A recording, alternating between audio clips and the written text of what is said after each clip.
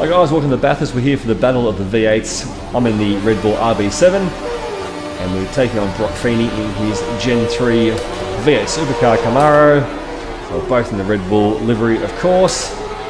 Giving ourselves 5 laps.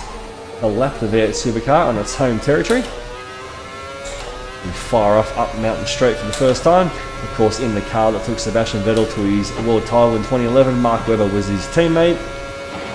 Red Bull getting both driver and constructor championships.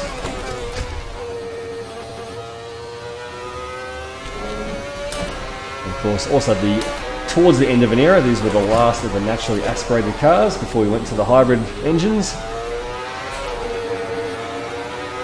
This is where it shines over the top of the mountain here. Silman Park, Reed Park, McPhillamy all getting absolutely eaten alive. Corners are pretty much non-existent. Quick flick of the steering wheel and away you go. Super late, of course, over Skyline. We feed the car down the hill.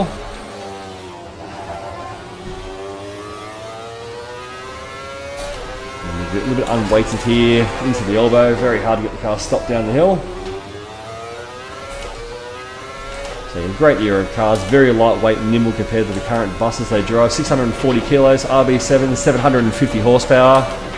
We do have KERS as well, which is why I've got a little widget on the screen there. It will obviously generate that energy under braking. You can then refeed that as a power boost, which does reset each lap. And the reason I've got the widget there is because there's 2 bars, a yellow bar and a green bar. Once the yellow bar runs out, you are completely out of KERS. You see there it resets. You're going to manage that during the lap. Don't use all of it up, of course.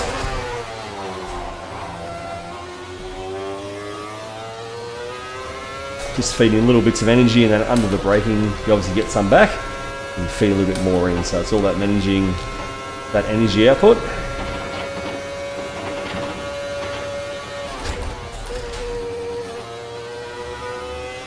Look at the lap times these cars can do and you think you're absolutely mental, and the kahunas you would need to drive this car at that speed around Bathurst, and that's why you've only ever seen a couple of demo runs over the years. No F1 team's going to risk their car or the driver, to be honest. Sending an F1 car around here at full tilt. Of course, we had Jenson Button many years ago, and his McLaren came to a demo run. Wasn't flat out, it was a decent pace. Because Liam Lawson, I think, took RB7 around here a couple of years ago. But it's just the car would have to be, well, number one, they're so stiffly sprung. Would lock up into the elbow. They would have a hard time getting down through, I reckon, the dipper and the S's. The car would probably be up on 2 or 3 wheels. And you have to jack the ride height so it would probably make the rest of the lap undrivable. So it would be very difficult to get a car, F1 car, set up properly for Bathurst to have a full run in it. So I can't see any official teams letting any of their machinery do that. Only, like I said, happening is maybe someone had a private collection of F1 cars that were happy to risk their multi-million pound machinery.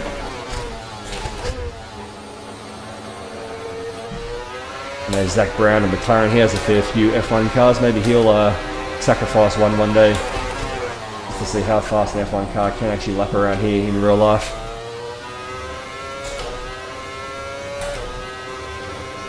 On to lap 3. I'm thinking you probably won't see the V8 Supercar till partway through lap 4, I reckon.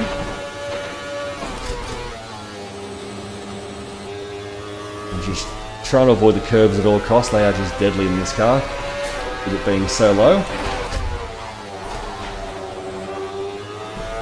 The helicopter comes buzzing overhead. Of course, on every lap you look forward to this part of the track. It's not used to driving Bathurst at these speeds over the top of the hill.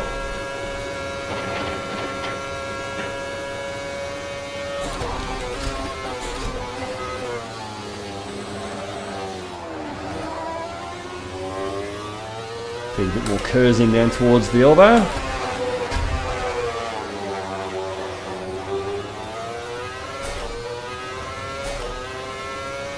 Feeney's just crossing the line there. I can see on the other relative I've got just off screen there.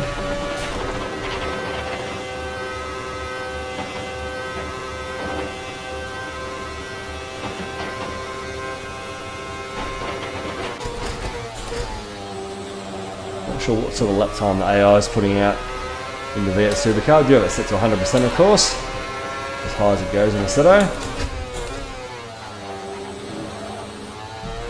A little bit of a twitch there through the final corner.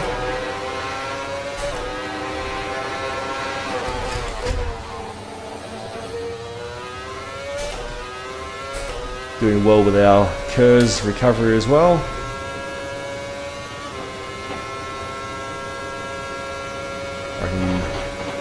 I reckon we'll be seeing Brock fairly soon, I think.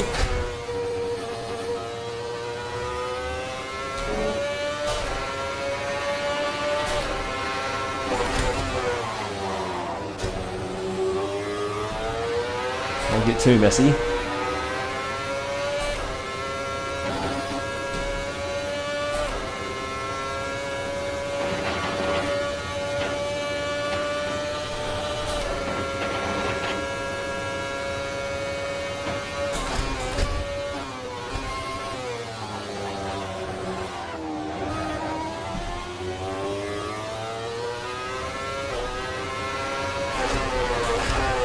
Always scaring a crash each time at the elbows. That downhill braking zone just F1 car doesn't like it.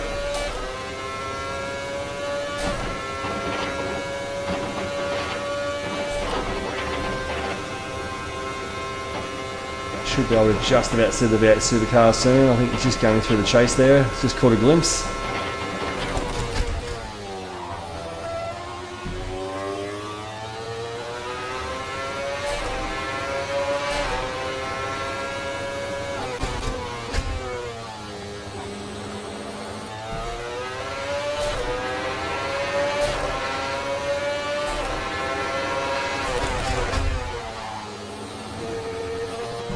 There he is, up the hill.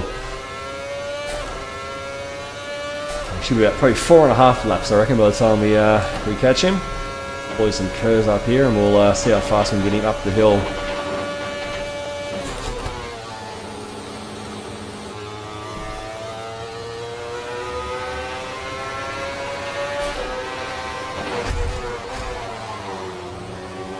Don't bin it right at the end when you're about to catch him.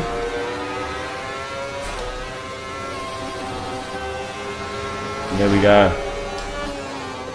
Alright, so 4 laps and to about Silman Park. Fantastic car, fantastic era of Formula 1. We do miss it.